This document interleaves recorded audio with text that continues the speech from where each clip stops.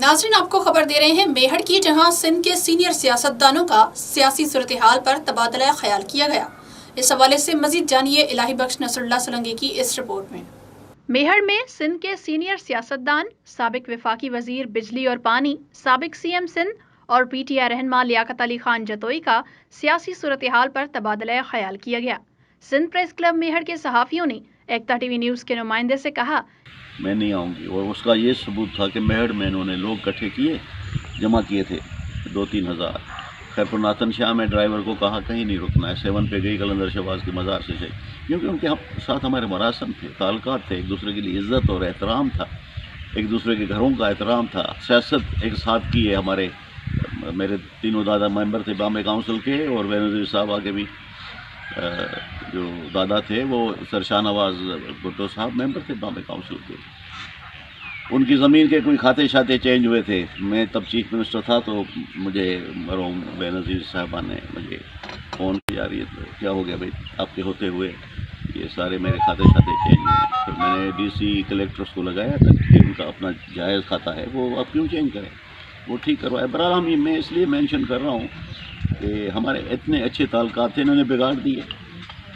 जरदारी साहब ने मेरी ज़मीनों पे कब्ज़े करवाए, केसेस झूठे मेरे बेटे पे, 2 भाइयों पे मर्डर केस, और हर तरह की तकलीफ़ दी। मेरे पे 3 केस, अभी भी मेरे वर्कर्स को, लोगों को 15-15, 20-20 मोबाइल।